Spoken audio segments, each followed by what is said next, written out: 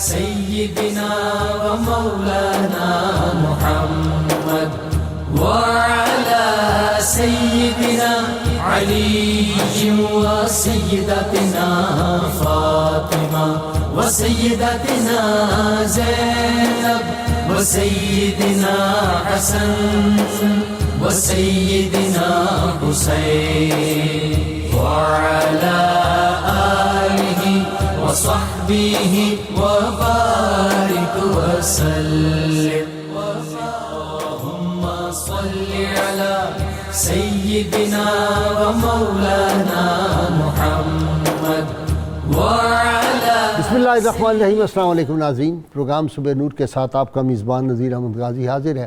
ناظرین کرام، حضرت ابو انیس محمد برکت علی صاحب رحمہ اللہ کی مشہور تالیف اسماء النبی الکریم صلی اللہ علیہ وآلہ وسلم سے ایک اسم مبارک پڑھنے کی سعادت حاصل کر رہا ہوں۔ سیدنا محب و حسین صلی اللہ علیہ وآلہ وسلم، ہمارے سردار امام حسین علیہ السلام سے محبت فرمانے والے، درود و سلام بھیجے اللہ آپ صلی اللہ علیہ وسلم، آپ کی آل پاک اور آپ کے صحابہ کرام پر۔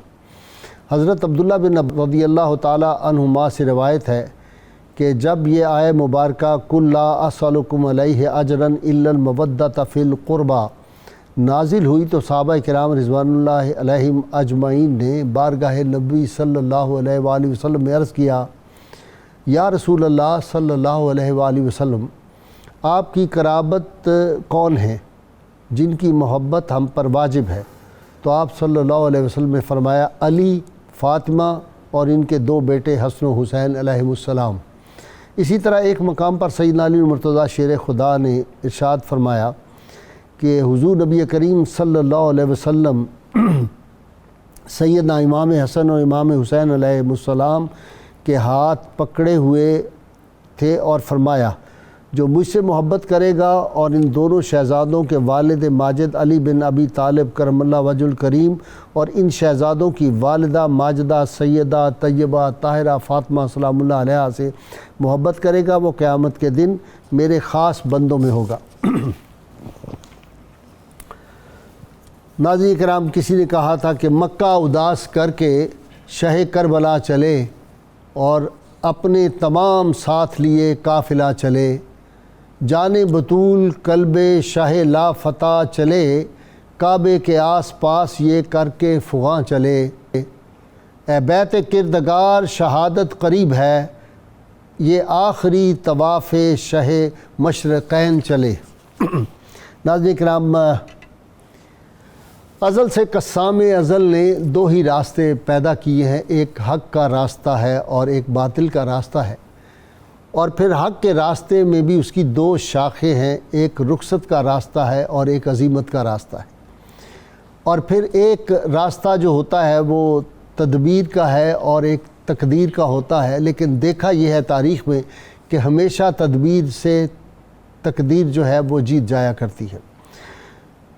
سیدنا امام علی مقام امام حسین علیہ السلام جو تھے 4 ماہ 10 دن مکہ مکرمہ رہے، اور مدینہ منورہ سے آپ جب رخصت ہوئے مدینہ منورہ سے چلے آئے تو مقصد وہی تھا جس کے بارے میں سیدنا عثمان ذو النورین رضی اللہ تعالیٰ عنہ نے فرمایا تھا کہ میں چاہوں، سیدنا علی مرتضیٰ شیر خدا نے بھی ان کو اس بات کی آفر کی تھی، دونوں شہزادوں کو بھی ان کے دروازے پہ جو تھا ان کی حفاظت کے بھیج دیا، لیکن انہوں نے کہا، صحابہ کرام ان سے درخواست کرتے رہے اجازت دیں ہم ان خارجیوں سے لڑتے ہیں، لیکن انہوں نے فرمایا تھا کہ میں شہر رسول کو جو ہے وہ خون آلود نہیں کرنا چاہتا۔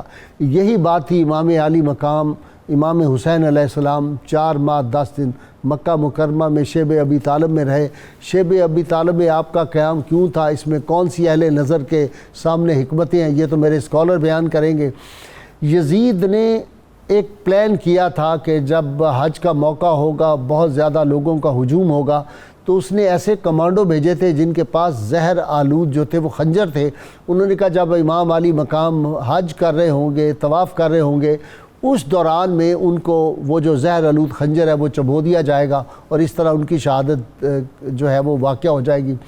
امام علی مقام کو اس بات کا اندازہ تھا کہ رسول اللہ صلی اللہ علیہ وسلم کی امت جو ہے وہ اہل بیت اطہار سے کتنا محبت کرتی ہے، لہٰذا آپ کو معلوم تھا کہ اگر میری شہادت یہاں پہ ہو جاتی ہے اور یہ واقعہ ہو جاتا ہے، یہ شر پسند کامیاب ہو گئے، تو اتنا خون خانہ خدا میں بہے گا، کعبۃ اللہ جو ہے وہ وہاں پہ خون کی ایک جو دریا بہہ جائے گا۔ اس سے بچنے کے لیے سیدنا امام عالی مقام جو تھے انہوں نے، اور دوسری بات یہ تھی کہ مسلسل خطوط آ رہے تھے، یہاں تک لکھا ہے کہ 600 خطوط آ رہے تھے اور بوریاں بھر گئی خطوطوں سے جو اہل کوفہ ان کو بھیج رہے تھے، لیکن اس کے جواب میں محمد جو بن حنفیہ آپ کے ایک بھائی تھے، انہوں نے مشورہ دیا کہ آپ کوفیوں نے پہلے بھی سیدنا علی المرتضیٰ شیر خدا سے وفا نہیں کی، خدا کے لیے آپ وہاں نہ جائیں، اگر آپ چلے گئے تو دین کا نور بجھ جائے گا، آپ کے دم قدم سے یہ دین کا نور ہے، آپ نہ جائیں۔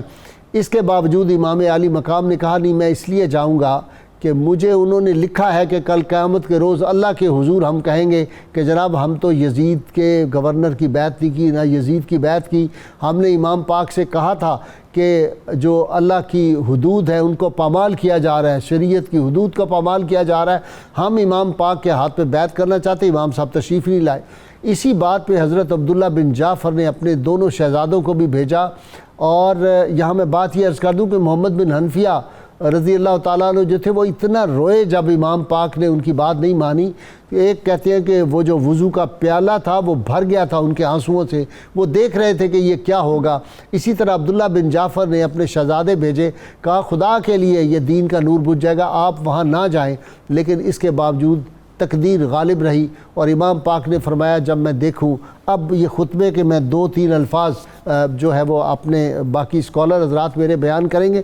ایک خطبہ جو مقام بیضاء پہ امام عالی مقام نے دیا وہ آپ ملاحظہ فرمائیں۔ فرمایا لوگو، بلا شبہ رسول اللہ صلی اللہ علیہ وسلم نے فرمایا کہ جو شخص ایسے ظالم بادشاہ کو دیکھے جو اللہ کے حرام کردہ کو حلال کرنے والا ہو، اللہ کے عہد کو توڑنے والا ہو، رسول اللہ کی سنت کے خلاف کرنے والا ہو، اللہ کے بندوں پر گناہ اور زیادتی سے حکومت کرتا ہو، تو پھر وہ بقدر طاقت قولاً و فعلاً اس کو نہ بدلے تو اللہ کو حق پہنچتا ہے کہ اس شخص کو بھی اس بادشاہ کے ساتھ دوزخ میں داخل کرے۔ یہ خطبہ تھا جو آپ نے مقام بیضاء پہ دیا، اور ساتھیوں سے کہا میں اجازت دے آپ میں سے جو جانا چاہتا ہے وہ یہاں سے چلا جائے، میری اس سے کوئی ناراضگی نہیں۔ ناظرین کرام، یہ پھر قافلہ روانہ ہوتا ہے 91 افراد، 91 افراد پہ یہ جو نفوس قدسیہ تھے، جن میں 19 اہل بیت اطہار کے وہ نفوس قدسیہ تھے جو کوفے کی طرف روانہ ہوئے۔ اللہم صلی علی سیدنا و مولانا محمد وعلی سیدنا علی و سیدتنا فاطمہ و سیدتنا زینب و سیدنا حسن و سیدنا حسین وعلی آلہ و صحبہ و بارک وسلم۔ اللہم صلی علی سیدنا و مولانا محمد وعلی سیدنا علی و سیدتنا فاطمہ و سیدتنا زینب و سیدنا حسن و سیدنا حسین وعلی آلہ و صحبہ و بارک وسلم۔ میں ابتدا کر رہا ہوں علامہ برکاتی سے۔ جی علامہ صاحب، مکہ مکرمہ سے امام پاک کا چھوڑ کے چلے جائیں، اگر مکہ میں رہ جاتے تو اتنے عشاق وہاں پہ ہوتے، دنیا بھر سے مسلمان آئے ہوئے تھے، لیکن امام پاک نے نہیں، یعنی ان کا مقصد جنگ نہیں تھا، یہ مجھے لگتا ہے۔ بسم اللہ الرحمن الرحیم۔ امام علی مقام سیدنا امام حسین علیہ السلام آپ کے حوالے سے جو سفر کا آغاز ہوا مکہ مکرمہ سے، اس حوالے سے ہم معروضات عرض کرنے کے لیے حاضر ہیں۔ حضرت امام علی مقام سیدنا امام حسین علیہ السلام کے حوالے سے اگر ہم اس سفر کو مد نظر رکھتے ہوئے آثار و قرائن کی طرف چلیں تو یہ بات تو پہلے سے اظہر من الشمس تھی کہ رسول اللہ صلی اللہ علیہ وسلم آپ نے اپنی زبان فیض ترجمان سے امام علی مقام سیدنا امام حسین پاک کی شہادت کا تذکرہ فرما دیا تھا۔ ٹھیک، یہ آپ کے اسی فرمان کو پورا کرنے کی ایک سعی تھی۔ اس کو دونوں جہتیں دی جا سکتی ہیں۔ ایک تو یہ تھی کہ جو حضور نے فرمایا تھا امام پاک خود اس کو پورا کرنا چاہتے تھے اور جانتے تھے کہ وہ ہو کر ہے وہ ہو کر ہے، اور دوسری صورت یہ تھی کہ جس طرح آپ نے فرمایا، سرکار نے نبی کریم صلی اللہ علیہ وسلم فرماتے ہیں کہ جب کسی شخص کی موت کا وقت اور جگہ متعین ہوتی ہے عند اللہ، اور جب وہ ٹائم آتا ہے تو اللہ تعالیٰ اس کو اسی طرف کوئی نہ کوئی ضروری کام ڈال دیتا ہے، اور وہ اپنا کام کرنے کے لیے جاتا ہے تو آگے تقدیر تیار ہوتی ہے۔ تو یہ اسی صنف میں ہم دیکھتے ہیں کہ یہ یقیناً ایسا ہی ہے کہ وہ شہادت کہ جس کے وقوع پذیر ہونے سے بھی کم و بیش آپ کہہ لیں کہ 50 برس کا عرصہ جو ہے اس سے بھی پہلے حضور صلی اللہ علیہ وسلم آنسو بہا رہے ہیں۔ اللہ، یعنی یہ وہ درد ہے جو 50 برس سے بھی زیادہ عرصہ پہلے آقا محسوس فرما رہے ہیں، اور جبریل امین آ کے اطلاع دے رہے ہیں، ابھی گود میں ہیں۔ گود میں ہے۔ تو اس کا یہ مطلب ہے کہ یہ شہادت واقعی شہادت ہے، اور یہ شہادت گاہ الفت جو ہے اس پہ قدم رکھنا آسان نہیں ہے، لیکن امام حسین پاک نے وہ ثابت کر دیا کہ ہم وہ نہیں ہیں کہ جو صرف اپنے آباء و اجداد کی دی ہوئی عظمت کے بل بوتے پر اپنے آپ کو عظیم بنائیں۔ ہمارے آباء و اجداد کی عظمتیں ہمارا ورثہ ہیں، لیکن اس کے ساتھ ساتھ ہم نے بھی ثابت کیا کہ ہم ان عظمتوں کے واقعی حقدار بھی ہیں۔ سبحان اللہ۔ امام علی مقام امام حسین علیہ السلام، آپ نے جب یہاں سے سفر کا سوچا ہے تو اس سے پہلے آپ مدینہ منورہ سے جب روانہ ہوئے ہیں تو آپ نے انٹرو میں کہا امام محمد بن حنفیہ کا، تو امام محمد بن حنفیہ کو آپ مدینہ منورہ میں چھوڑ کے آئے تھے۔ یہاں مکہ مکرمہ میں آپ پہنچے ہیں تو کچھ عرصہ کے بعد آپ نے خط لکھ کر ان کو بلوایا، تو وہ 19 افراد کے ہمراہ مکہ مکرمہ میں پہنچ گئے آپ کے پاس۔ پھر یہاں سے جب آپ نے آگے سفر شروع کیا ہے تو یہ تو فیصلہ کر چکے تھے آپ کہ میں نے مکہ چھوڑ دینا ہے، لیکن جانا کدھر ہے یہ ابھی فائنل نہیں کیا، یہ ان کے خطوط نے فائنل کروایا ہے۔ ٹھیک، چونکہ آپ کے راستے کے ایک مقام کے بیان نے اس چیز کا تعین کر دیا ہے کہ مکہ مکرمہ چھوڑنا بہت زیادہ ضروری ہو چکا تھا، چونکہ آپ کا بہت زیادہ مال جو نقدی کی صورت میں تھا وہ آپ سے چھین لیا گیا تھا، راستے میں لوٹ لیا؟ نہیں، مکہ مکرمہ کے اندر ہی۔ اچھا، تو اسی لیے آپ نے راستے میں فرمایا تھا کہ مجھ سے میرا مال چھین لیا گیا تھا، اور اس کے بعد مجھے یہ واضح ہو چکا تھا کہ بلکہ جو حافظ ابن کثیر نے اپنی البدایہ والنہایہ کی جلد نمبر 8 کے اندر بیان کیا ہے، وہ کہتے ہیں کہ امام علی مقام نے فرما دیا تھا راستے میں کہ مجھے یہ یقین ہو گیا تھا کہ بنو امیہ تب تک مجھے نہیں چھوڑیں گے جب تک میرے پیٹ میں سے وہ گوشت کا لوتھڑا یعنی دل نہیں نکال لیں گے، انہوں نے مجھے نہیں چھوڑنا۔ یہ ابن کثیر جیسا محقق آدمی جو ہے وہ آپ کا قول نقل کر رہا ہے۔ تو اس کا مطلب ہے کہ وہ واقعی اس وقت جو حالات تھے، دوران حج آپ کو شہید کیا جانا تھا، اور اس کے بعد خانہ جنگی ہوتی، اور خانہ جنگی کو دبانے کے لیے فوج کشی ہوتی، اور اس کے بعد جو ہے وہ جس طرح کے خون کی ندیاں بہہ جاتی، خون کی ندیاں بہتی۔ اب یہ ہوا کہ آپ نے ایک خطبہ ارشاد فرمایا روانگی سے قبل، اور اس خطبہ کے اندر آپ نے اپنی فصاحت و بلاغت بیان فرمائی، اور یہ خطبہ کہاں آپ نے دیا ہے؟ آپ نے یہ خطبہ جو بیت اللہ شریف ہے اس کے دروازے پہ ایک روایت کے مطابق، اور دوسری پہ چھت پہ کھڑے ہو کر آپ نے یہ ارشاد فرمایا اور لوگوں کو حقائق سے روشناس کروایا ہے۔ اس دوران حضرت عبداللہ بن زبیر، عبداللہ بن عباس، عبداللہ بن عمر، عبادلہ جن کو کہا جاتا ہے، حضرت سیدنا عبداللہ بن جعفر بھی، ان تمام کے ساتھ آپ نے مشاورت فرمائی ہے، اور ہر ایک نے یہ روکا کہ آپ ادھر نہ جائیں، آپ اللہ کی نشانی ہیں، اگر یہ لوگ آپ کو راستے سے ہٹا دیں گے تو اس کے بعد اور کوئی بھی نہیں ہوگا جس کو یہ اپنے سامنے رکاوٹ سمجھے، اور امت کے اوپر ظلم و ستم کا بازار گرم ہوگا۔ اور وہ ہوا، واقعہ رہا، اسی کا نتیجہ ہم دیکھتے ہیں۔ اور حضرت امام علی مقام نے یہ بات واضح فرما دی کہ حرم شریف کے اندر اپنی جان کا قتل کروانے سے بہتر ہے کہ میں اس سے باہر، اگرچہ چند گز ہی میں باہر جا کے مروں، میں اس سے باہر جا کے شہادت قبول کروں گا، حرم کی حرمت، اس کی حرمت کو میں پامال نہیں ہونے دوں گا۔ اور حضرت عبداللہ بن زبیر کو آپ نے فرمایا کہ میں نے سنا تھا اپنے نانا جان سے کہ ایک مینڈا ذبح کیا جائے گا جس کی وجہ سے مکہ مکرمہ کی حرمت پامال کی جائے گی، اور میں وہ نہیں بننا چاہتا۔ تو ہر ایک کو آپ نے یہ جواب دیا۔ جب آپ یہاں سے روانہ ہوئے تو مقام تنعیم جہاں آج کل مسجد عائشہ ہے، یہاں پر آپ احرام باندھتے ہیں، جی احرام باندھتے ہیں، یہاں پر آپ پہنچے ہیں تو یہاں پر ایک روایت کے مطابق فرزدق جو ہے وہ حج کے لیے آ رہا تھا، اور یہ 8 ذی الحج کی بات ہے۔ آپ وہاں پہنچے تو وہ حیرت میں پڑ گیا کہ دنیا تو ساری مکہ میں آ رہی اور آپ مکہ سے نکل رہے ہیں، تو پھر آپ نے اس کو واضح کیا کہ اگر میں یہ رہتا تو 9 ذی الحج کو جو ہم نے میدان عرفات میں پہنچنا تھا تو وہاں یہ مسئلہ بنتا۔ اچھا جی، میں علامہ صاحب آپ کی طرف آتا ہوں۔ لوگ کہتے ہیں کہ جی اللہ تعالیٰ معاف کرے، بعض لوگ جو ہیں وہ کہتے ہیں شہزادوں کی لڑائی تھی، امام حسین جنگ کے لیے نکلے تھے۔ مجھے کسی کا ایک شعر یاد آتا ہے کہ میں نے تاریخ میں احوال پڑھا ہے لوگوں، میں نے تاریخ میں احوال پڑھا ہے لوگوں، جنگ جیسی بھی ہو وہ فوج لڑا کرتی ہے، بچے لے کے تو نہیں کوئی جاتا، بیگمات لے کے تو نہیں کوئی ساتھ جاتا۔ بسم اللہ الرحمن الرحیم۔ پہلی بات تو یہ ہے کہ ہر بندے کو، ہر مسلمان مومن کو یہ بات ازبر کر لینی چاہیے کہ نہ تو یہ انویژن تھا نہ ایگریشن تھا، دونوں چیزیں نہیں تھیں۔ بہت اچھا، سوال ہی پیدا نہیں ہوتا، اپنے ذہنوں کو صاف کرنا چاہیے۔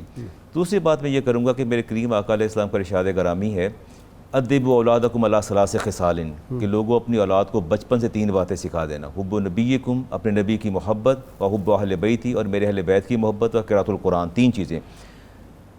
کیسے محبت اہل بیت پیدا ہوگی؟ ایسے پیدا ہوگی کہ ان کی حیات کا ہر گوشہ، ہر اسپیکٹ ہماری یادوں کے اندر محفوظ ہو جائے، جاگزی ہو جائے۔ امام علی مقام نے سفر کہاں سے شروع کیا؟ ولادت سے لے کے آپ کی شہادت تک، آپ کی حیات کا ہر گوشہ ہماری یادداشتوں کے اندر محفوظ رہنا چاہیے۔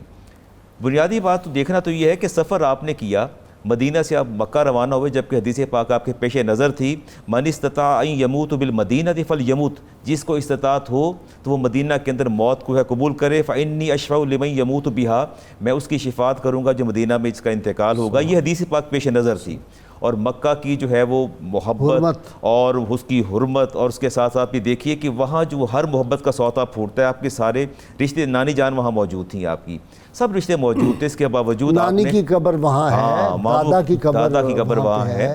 یعنی میں کہتا ہوں کہ نسبتوں کا ایک تمار نظر آتا ہے، ماموں کی قبر وہاں پہ ہے، وہاں موجود ہے، ماموں کی قبر وہاں موجود ہے۔ اب وہاں نسبتیں ہی نسبتیں ہیں، اور سب سے بڑی بات ہے کہ وہاں بیت اللہ موجود ہے، اللہ کی رحمتوں کا نزول ہو رہا ہے اس کے باوجود، اور وہ ذات جس نے 25 حج پیدل کیے ہیں، کیا وجہ کیا ہے کہ حج سے 2 دن پہلے وہ روانہ ہو رہے ہیں؟ اس کی وجہ بھی تو جاننی چاہیے، دیکھنا بھی تو چاہیے نا کہ آخر وہ آج لوگ احرام باندھ کے روانہ ہو رہے ہیں منا کے لیے، میں اس کو بدل رہے ہیں، اور اس کے بعد وہ وہاں سے واپس تشریف لے کے جا رہے ہیں، جبکہ پوری دنیا کا رخ اس طرف ہے، منا اور عرفات کی طرف ہے، آپ 2 دن پہلے تشریف لے جا رہے ہیں۔ اس کی وجہ بھی تو جاننی چاہیے نا، اس کی وجہ کیا تھی؟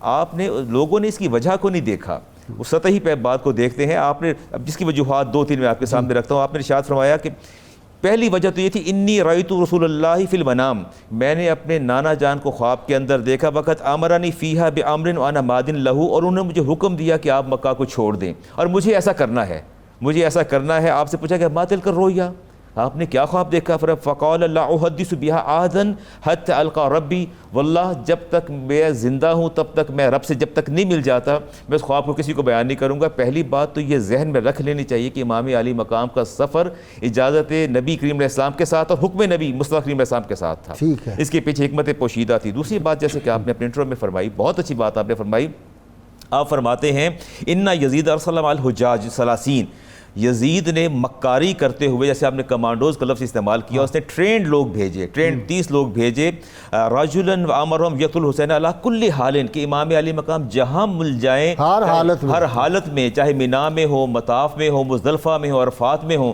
جہاں بھی آپ کو مل جائیں ان کو شہید کر دیا جائے۔ اب وہاں قتال ہونا تھا اور قتال پسند نہیں تھا، جیسے کہ برکاتی پھر سب لوگ شامل ہو جاتے ہیں، جتنے دنیا بھر سے آئے تھے۔ ایسا طوفان کھڑا ہوتا کہ تاریخ اسلام جو ہے اہل بیت اطہار سے جو محبت تھی مسلمانوں کی، اہل ایمان کی، وہ سارا مکہ کٹ مرتا، سارے لوگ دنیا بھر کے بالکل تھے۔ اور دیکھیے آپ نے مکہ کو خون ریزی سے بچایا، اور آپ نے فرمایا مدینہ کو بھی خون ریزی سے بچایا، اور اس کو بھی بتایا۔ مدینہ چھوڑنا بہت بڑی قربانی ہے، بہت مشکل کام ہے۔ اور آپ دیکھیے جب آپ مدینہ چھوڑ رہے تھے تو قرآن کریم کی آپ کی سورۃ قصص کی آیت آپ کی زبان پر تھی، آپ فرما رہے تھے قال ربی نجینی من القوم الظالمین، کہ یا اللہ مجھے ظالموں کو قوم سے، جو موسیٰ علیہ السلام نے دعا مانگی تھی، یا اللہ مجھے یہ ظالموں قوم سے نجات عطا فرماتا۔ وہاں بھی قرآن کی آیت پڑھتے تشریف لے گئے، اور جب مکہ میں داخل ہوئے تو کیا تھا، عسیٰ ربی ان یہدینی سواء السبیل، مجھے یقین ہے کہ میرا رب مجھے سیدھی راہ پہ ڈال دے گا، زیادہ مستقیم پہ ڈال دے گا۔ بسم اللہ الرحمن الرحیم۔ غازی صاحب قبلہ، یہی اوقات ہیں جن میں ہمیں ڈاکٹر علامہ اقبال کے ان اشعار سے اپنی بات آگے چلاؤں گا کہ خودی کا سر نہا لا الہ الا اللہ، خودی ہے تیغ فساں لا الہ الا اللہ، گرچہ بت ہیں جماعت کی آستینوں میں، مجھے ہے حکم اذاں لا الہ الا اللہ، اور یہ نغمہ فصل گل و لالا کا نہیں پابند، بہار ہو کے خزاں لا الہ الا اللہ۔ میں اتنے جملہ کہنا چاہوں گا کہ اگر حضور علیہ الصلوۃ والسلام کے حریم میں حضرت امام علی مقام کو آقا صلی اللہ علیہ وسلم کے کندھوں پر سواری نصیب ہو جائے تو پھر بھی لا الہ الا اللہ، اور اگر سجدے کی حالت میں شہادت نصیب ہو جائے تو پھر بھی لا الہ الا اللہ۔ جیسے آپ نے انٹرو میں خطبہ پڑھا، اسی سے ہی پتہ چلتا ہے کہ امام علی مقام نے یہ جنگ صرف اور صرف اللہ اور اس کے رسول کی رضا کے لیے لڑی تھی، کیونکہ آپ کے پیش نظر اپنے نانا کے طائف کے یہ جملے موجود تھے کہ آپ نے ارشاد فرمایا اِلَّمْ يَكُنْ بِكَ عَلَيَّ غَضَبٌ فَلَا أُبَالِي لَكَ الْعُتْبَى حَتَّى تَرْضَى، اے میرے اللہ میں نے آج جتنی طائف میں آ کے قربانی دی ہے تیرے دین کی خاطر دی ہے اور تیری رضا کی خاطر دی ہے، اور اگر تو مجھ سے راضی ہے تو مجھے اس کی کوئی پرواہ ہی نہیں ہے۔ یہ کون کہہ رہا ہے؟ یہ سلطان حسینان جہاں کے جملے ہیں، یہ سرور اورنگ نشینان عالم کے جملے ہیں، یہ پیکر دل ربا کے جملے ہیں، لیکن بات ادھر ختم نہیں کی، اپنے رب کے ساتھ وہ بات کر دی، وہ وعدہ کر دیا، کیونکہ اس زبان پر میرا خدا بولتا ہے نا، اور یہ ترجمان حقیقت ہیں۔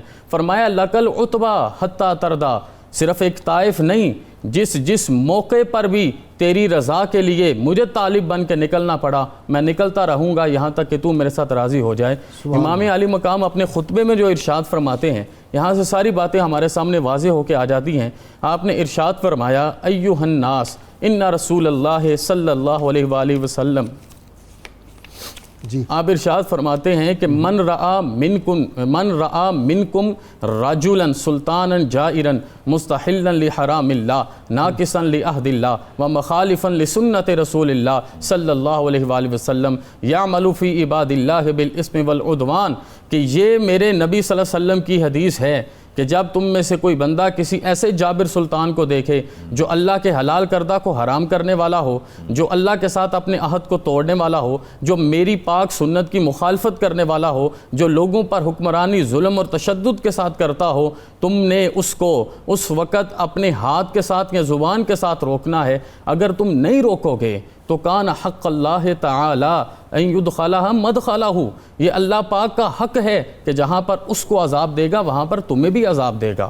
اور آپ نے فرمایا یہاں پر حالت یہ ہے قد لازموا طاعت الشیطان وترکوا طاعت الرحمن واظہروا الفساد وعطلوا الحدود، یہاں پر تو ہر چیز چھوڑ دی گئی، یہاں پر تو شیطان کی پیروی کی جا رہی ہے اور رحمان کو چھوڑا جا رہا ہے۔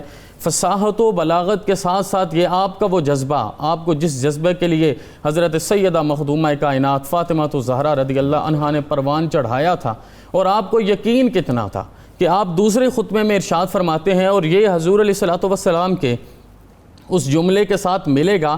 آپ نے فرمایا خط الموت علی ولد آدم مخط القلادت علی جید الفتات، آپ نے کہا مجھے پتا ہے یہ جو اللہ کا وعدہ ہے نا موت کا، یہ ایک بندے کے حق میں اسی طرح پورے ہونا ہے جس طرح کوئی عورت اپنے گلے میں ہار پہنتی ہے اور اس کا نشان بن کے رہتا ہے، اسی طرح موت بھی آنی ہے۔ لیکن سنو مجھے موت کی کوئی پرواہ نہیں ہے، میں تو اس حالت میں ہوں وما اولہنی الی اسلافی اشتیاق یعقوب الی یوسف۔ آپ اس جملے کی ترکیب سنیے گا، آپ نے فرمایا میں تو اللہ کے نیک بندوں کے دیدار کا اس طرح طلبگار ہوں جس طرح یعقوب یوسف کے لیے تڑپتے تھے۔ اللہم صلی علی سیدنا و مولانا محمد وعلی سیدنا علی و سیدتنا فاطمہ و سیدتنا زینب و سیدنا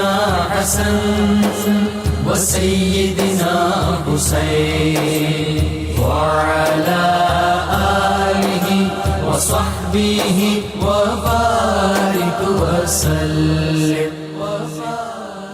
اللہم صلی علی سیدنا و مولانا محمد وعلی سیدنا علی و سیدتنا فاطمہ و سیدتنا زینب و سیدنا حسن و سیدنا حسین وعلى آله وصحبه وبارك وسلم. علامہ صاحب ساری باتیں بیچ میں آ گئی ہیں. جو مسلمان کو سلاطین کا پرستار تو یہ پرستار کرے. پرستش تو صرف اور صرف اللہ کی ذات کی ایک مسلمان کے لیے زیبا ہے اور تو کسی کی نہیں.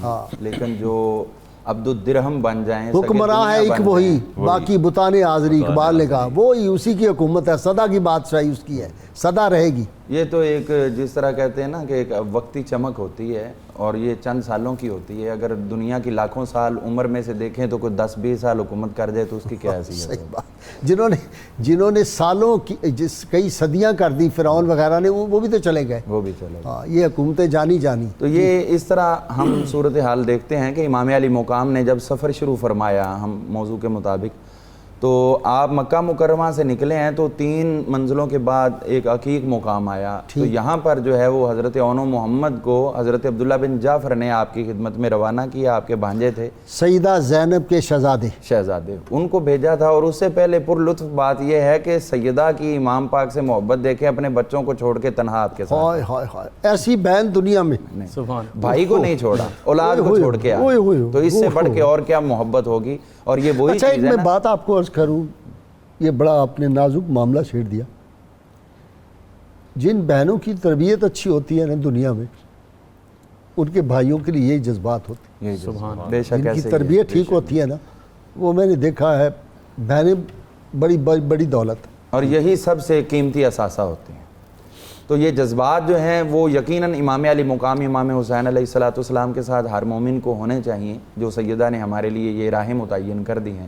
عقیق کے مقام پر پہنچے تو وہ حضرت اونو محمد آئے. حضرت عبداللہ بن جعفر نے بھیجا کہ جاؤ امام پاک کو روکو اور میں گورنر مدینہ جو عمر بن سعید ہے اس سے میں امان نامہ لکھوا کے لاتا ہوں تاکہ ان کو یہ ذہن پہ بوجھ نہ رہے کہ کوئی مجھے ادھر نقصان پہنچائے گا. یہ شہزادے پہلے آ گئے لیکن آپ نے ان کو بھی ساتھ لے کر آگے سفر کیا. آگے ذات عرق ایک مقام تھا، یہاں پر حضرت عبداللہ بن جعفر رضی اللہ عنہ خود پہنچ گئے اپنے ساتھ مصاحبین کو لے کے اور گورنر کے بھائی یحییٰ کو لے کے. اس نے یہ کہا تھا کہ آپ جو مرضی لکھ کے آ جاؤ، میں اس پہ مہر لگا دوں گا، سائن کر دوں گا. اور یہ ایسا ہی ہوا. اس نے اپنا بھائی بھی بھیجا امام پاک کو امان دینے کے لیے جی کہ آپ کو ٹینشن نہیں ہے. لیکن اگر کوئی یہ سمجھے اس کو محقق آدمی کہ یہ جناب دیکھیں کہ اس کے باوجود وہ جا رہے تھے، ان کا تو ٹارگٹ ہی کوئی اور تھا، تو ان کو یہ بات ذہن میں رہنی چاہیے کہ جو ابھی ہمارے پروگرام میں ڈسکس ہو چکا ہے کہ 30 افراد جو تھے کمانڈوز وہ تو آ چکے تھے. وہ اگر ملک شام سے چلتے ہیں اور یہاں آتے ہیں تو یہاں پر وہ صرف خانہ کعبہ کو بوسہ دینے کے لیے نہیں آئے، وہ اپنے مشن پہ آئے ہیں اور یہ آپ کو گھیرنے کا ایک ذریعہ تھا. جیسے قادری صاحب نے پڑھا کہ ہر حال میں تم نے یہ کرنا ہے. ان کو یہ جو ہے ذمہ داریاں تفویض کی گئی تھی اور یہ امام پاک کو چکمہ دینے کی ایک کوشش کی گئی تھی، لیکن آپ اس چکمے میں نہیں آئے. بہرحال یہاں سے آپ نے پھر آگے سفر شروع کیا. تو راستے میں چلتے چلتے ایک مقام پر جو ہے حضرت امام علی مقام امام حسین علیہ السلام کو زہیر بن قین کی مصاحبت بھی ملی، جو اس وقت پہلے تو آپ کے ساتھ تھوڑا ہٹ کے سفر کرتے رہے، لیکن ایک جگہ پہ انہوں نے خیمہ لگایا ہوا تھا. تو امام پاک کی طرف سے ان کو پیغام پہنچا تو وہ حیرت میں پڑ گئے کہ میں اتنے دنوں سفر کر رہا ہوں لیکن آج آپ نے اچانک مجھے یاد فرمایا. تو ان کی بیوی کہنے لگی سوچنے کیا حاجت ہے، جلدی پہنچو آپ کی خدمت میں. یہ ادھر گئے، امام پاک کے ساتھ گفتگو ہوئی. جب واپس آئے تو کہنے لگے ساتھیو جس نے جانا ہے چلے جاؤ، جس نے مجھے چھوڑنا چھوڑ دو. اور میں نے فیصلہ کر دیا ہے، بیگم کو بھی آزاد کر دیا تھا. میں فیصلہ کر چکا ہوں کہ امام پاک کی مصاحبت کو ترک نہیں کروں گا اور سب سے قیمتی رشتہ جو ہے وہ میری زوجہ کے ساتھ ہے. اپنی زوجہ سے کہا کہ میں تم سے علیحدگی اختیار کرتا ہوں اور میں امام پاک کا ساتھ نہیں چھوڑ سکتا. اور زوجہ نے روتے ہوئے کہا کہ میرے خامند آپ نے جو فیصلہ کیا وہ یقیناً درست کیا ہے، لیکن میں یہ ضرور عرض کروں گی کہ بروز محشر جب امام پاک کے ساتھ آپ کی مصاحبت ہو، اللہ کے حضور کچھ عرض کرنے کا موقع بنے تو وہاں میرے اس اثار کا تذکرہ ضرور کر دینا.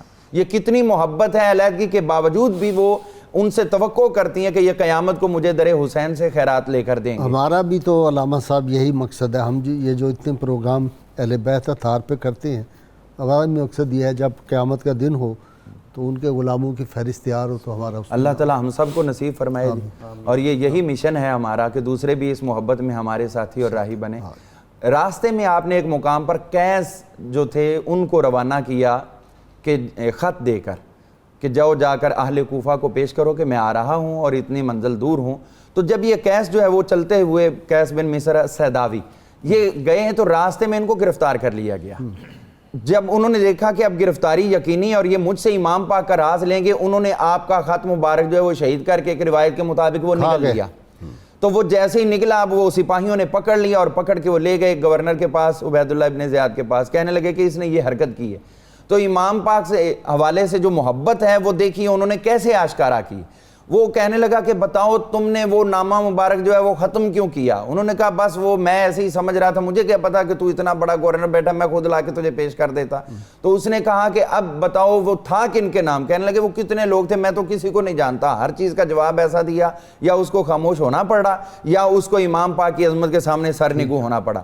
آخرکار اس نے کہا اب میں تجھے چھوڑتا ہوں ایک شرط پہ کہ تم امام پاک سے لا تعلقی کا اظہار کرو اور اس کے ساتھ ساتھ جو ہے وہ تم امام پاک کو برا کہو. اوپر چڑھو, اوپر محال کے اوپر نہیں, وہ الگ واقعہ, وہ عبداللہ بن یقتر کا واقعہ ہے, یہ ان کا ہے. ٹھیک ہے, یہ قیس بن, جی ٹھیک ہے, وہ بڑے آپس میں انٹرمنگل ہو تو جاتے. اب یہ ہوا کہ اس نے کہا کہ تم جو ہے وہ مسجد کے اندر ممبر کے اوپر چڑھ کے یہ بات کہو. ہاں, اس نے کہا ٹھیک ہے مجھے قبول ہے, اور یہ بڑا خوش ہوا کہ اب دیکھنا کہ محبان اہل بیت ان کے حوصلے ٹوٹیں گے اور وہ دیکھیں گے کہ اتنے بڑے بڑے لوگ ان کا ساتھ چھوڑ رہے ہیں, لہٰذا ہم بھی چھوڑتے ہیں. ممبر لگایا گیا, ممبر کے اوپر جب یہ چڑھے اور چڑھ کے انہوں نے حمد و صلات کے بعد یہ بات کہی کہ امام علی مقام امام حسین علیہ السلام وہ عظیم المرتبت ہستی ہیں کہ میں دنیا ساری چھوڑ سکتا ہوں, امام پاک کا ساتھ نہیں چھوڑ سکتا. اور اس وقت پوری دنیا میں امام پاک کے مرتبے کا کوئی ایک بھی فرد موجود نہیں ہے, اور سب سے زیادہ خلافت کے حقدار بھی حقدار یہی. جب یہ باتیں کہیں تو ابھی وہ فاصلے پہ دور بیٹھا ہوا تھا, وہ خود انجوائے کرنا چاہتا تھا. تو اب جب یہ باتیں ہوئی تو فوری اس نے کہا اس کو پکڑو, اور جب ان کو پکڑ کے لایا گیا پھر چھت پہ لے جا کر ان کو شہید کروایا گیا. ہڈیاں تک ان کی توڑی گئیں, لیکن انہوں نے یہ قربانی قبول کر لی, لیکن امام پاک کی مصاحبت جو ہے اس کو ترک نہیں کیا. اس کے بعد آگے چلتے چلتے آپ ایک مقام وہ آ گیا جس کو ذو حسم کہا جاتا ہے. یہاں پر قریب ہی جو ہے حر بن یزید ریاحی بھی آ پہنچا, 1000 بندے کا لشکر لے کر. اس سے پہلے حسین بن نمیر بھی آ گیا.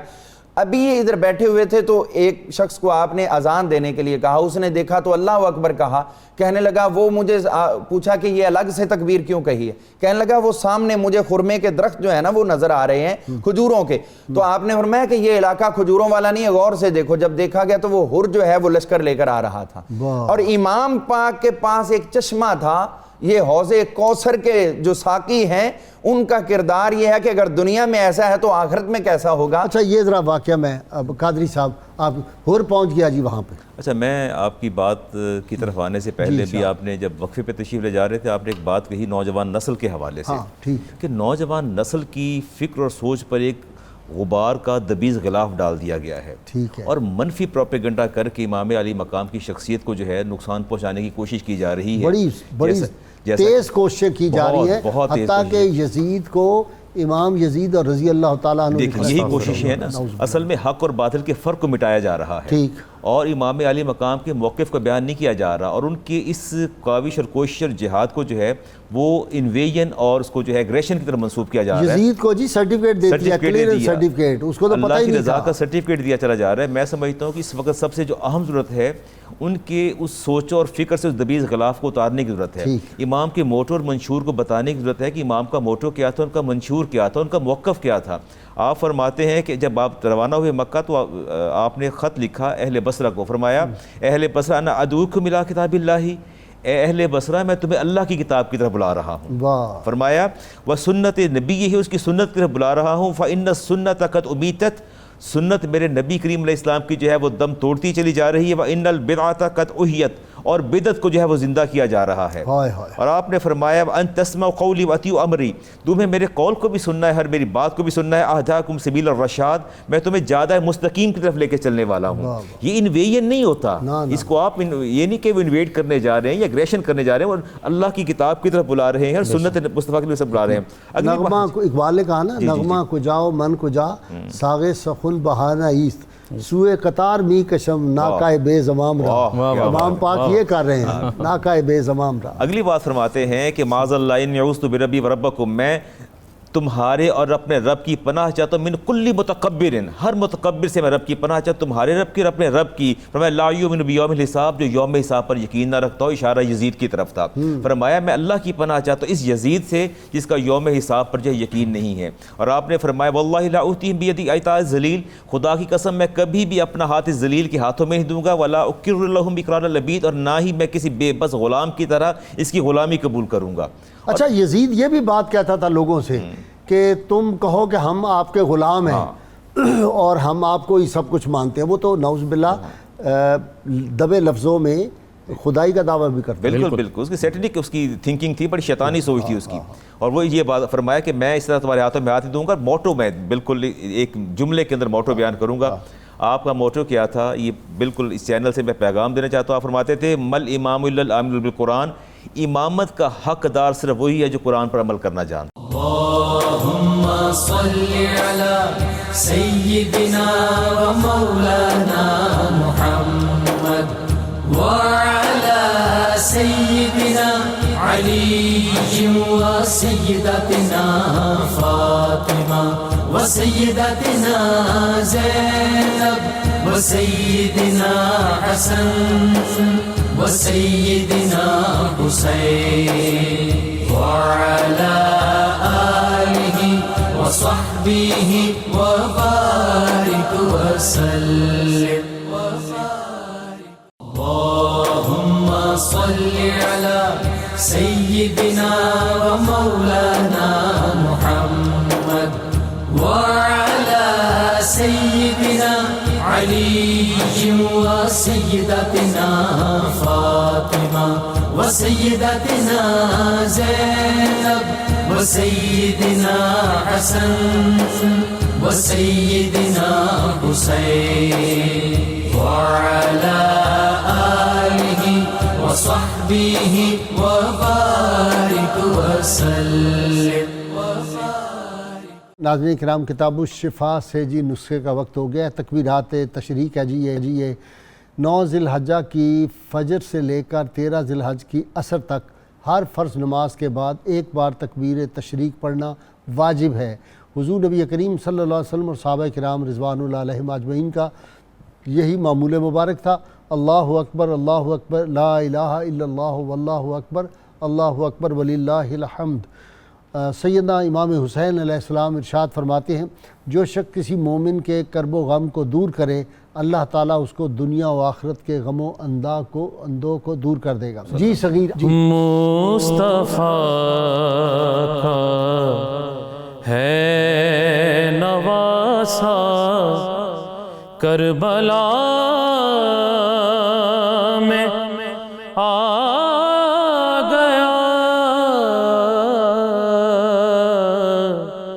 چھوڑ کر مکہ طیبہ کربلا میں آ گیا مصطفیٰ کا ہے نواسا وہ نمازی ہے نمازوں کا محافظ بھی ہے وہ نمازی ہے نمازوں کا محافظ بھی ہے زیر خنجر کرنے سجدے زیر خنجر کرنے سجدہ کربلا میں آ گیا مصطفیٰ کا ہے نواسا اور فاطمہ کے ہنستے بستے گھر کو خالی کر کے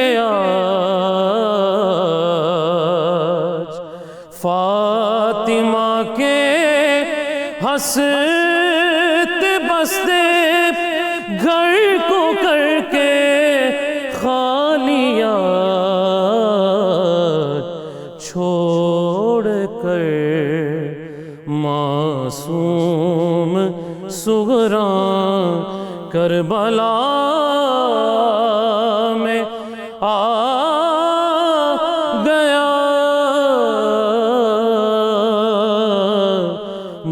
مصطفیٰ کا ہے نواسا کربلا میں آ گیا چھوڑ کر مکہ و طیبہ کربلا میں آ گیا مصطفیٰ کا ہے نواسا اور نانا سے دی کو بچانے کا تھا جو وعدہ کیا نانا سے دی کو بچانے کا تھا جو وعدہ کیا کرنے وہ ساجد ہے پورا کربلا میں آ گیا مصطفیٰ کا ہے نواسا کربلا میں آ گیا